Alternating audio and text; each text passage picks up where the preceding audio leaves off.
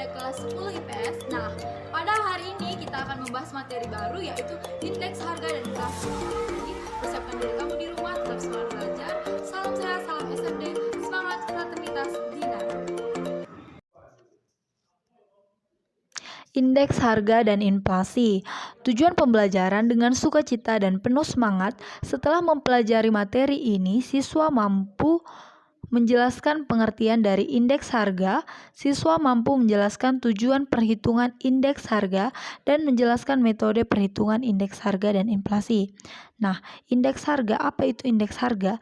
Indeks harga perbandingan antara harga-harga pada tahun yang dihitung dan harga rata-rata pada tahun dasar. Tahun dasar digunakan adalah tahun yang dibuat sebagai patokan perhitungan. Pada prinsipnya, bebas memilih tahun dasar.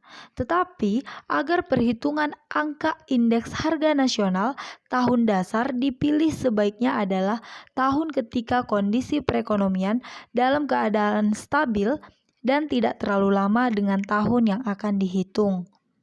Nah, tujuan dari perhitungan indeks harga ini yang pertama sebagai petunjuk atau indikator yang dapat digunakan dalam mengukur kegiatan ekonomi secara umum.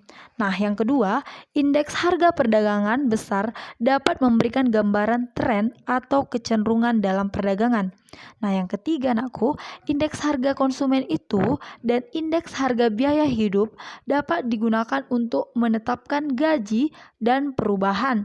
Nah, sebagai pedoman pembelian bagi perusahaan-perusahaan yang memiliki persediaan dalam jumlah besar dan teratur. Indeks harga juga tujuannya dihitung untuk harga yang berlaku pada petani yang dibayar dan diterimanya. Nah, itu merupakan gambaran apakah petani semakin makmur atau semakin melarat. Jadi dari indeks harga ini kita bisa melihat pendapatan atau harga-harga yang dikorbankan sama petani. Nah, indeks harga umumnya digunakan pedagang dalam kebijakan menetapkan harga dan menentukan jumlah persediaannya.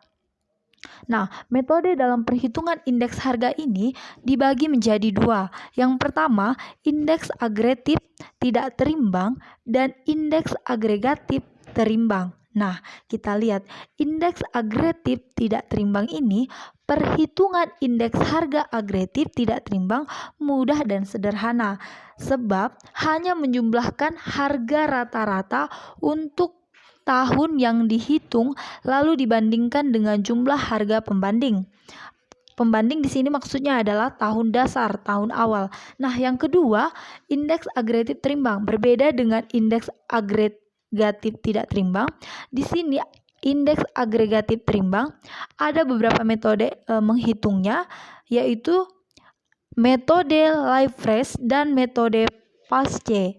Nah, metode harga agregatif tidak terimbang ini, metode harga agregatif tidak terimbang, metode menjumlahkan harga rata-rata untuk tahun yang dihitung lalu dibandingkan dengan jumlah harga pembandingnya.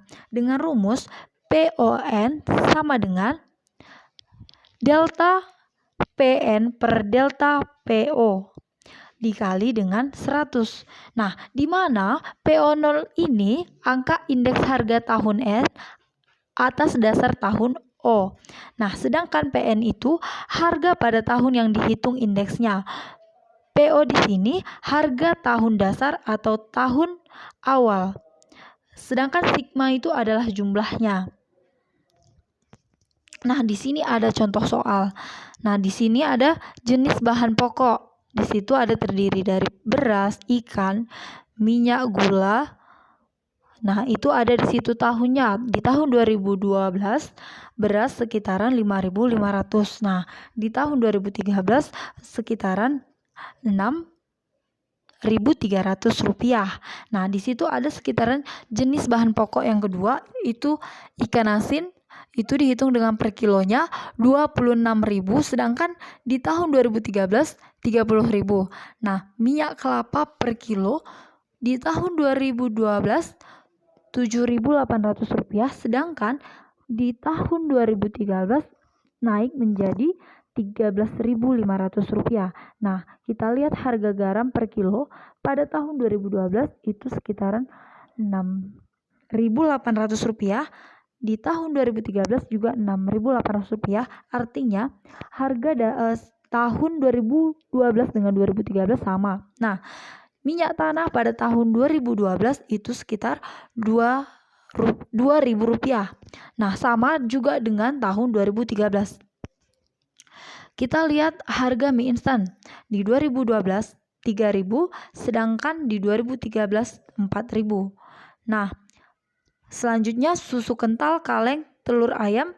Kita bisa lihat nakku, di situ di tahun 2012 dengan 2013 jelas berbeda harganya. Nah, jika ditotalkan semua jumlah harga tersebut, maka semua bahan-bahan pokok itu di tahun 2012 sekitaran Rp68.100, sedangkan di tahun 2013 sekitaran Rp83.200.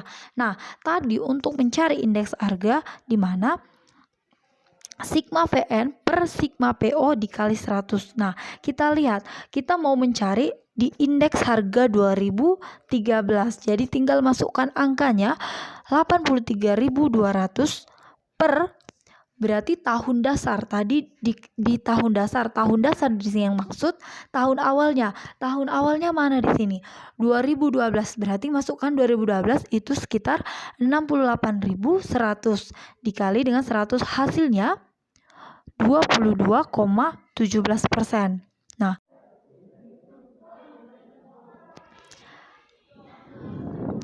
dari perhitungan tersebut, indeks harga naik sebesar 22,17% untuk tahun 2013 dibandingkan dengan tahun 2012. Jadi itu hasilnya 22,17% ya nakku, bukan 122,17 tapi 22,17%. Metode indeks harga agregatif terimbang ini menjadi dua metode. Yang pertama, Lie-Price dengan metode PIC. Nah, yang pertama, rumus metode Lie-Price itu yang pertama, IL sama dengan delta PN QO per delta PO QO dikali 100%, di mana PN sama dengan harga tahun tertentu, PO harga tahun dasar, QO sama dengan jumlah kuantitas tahun dasar, dan IL sama dengan indeks Lie-Price. Jadi itu rumus untuk mencari metode yang pertama. Sedangkan pada perhitungan indeks PIC atau metode yang kedua, penimbang terletak perhitungan indeks harga, yaitu yang sedang dihitung. Rumusnya IP sama dengan delta PN QN per delta PO QN dikali 100, di mana PN sama harga tahun tertentu, PO harga tahun dasar, QN jumlah tahun tertentu, sedangkan IP itu indeks PIC. Nah, itu dia untuk mencari rumus kedua metode tersebut. Nah, sekarang kita masuk kepada inflasi. Apa itu inflasi, Bu? Inflasi adalah suatu keadaan perekonomian ketika harga-harga secara umum mengalami kenaikan. Nah, keberlangsungan itu dalam jangka panjang terjadi karena jumlah uang beredar lebih banyak daripada yang dibutuhkan. Sedangkan penyebab inflasi disebabkan oleh kenaikan permintaan dan kenaikan produksi. Nah, itu dia materi kita pada hari ini. Jadi jangan lupa untuk melengkapi catatannya dan kerjakan tugasnya ya nakku. Nah, dari materi kita pada hari ini, nilai SFD apa yang dapat kamu ambil? Tuliskan di buku latihan dan kirimkan bersamaan dengan tugas kamu. Nah, tetap semangat, salam sehat, salam SFD, semangat fraternitas Dina.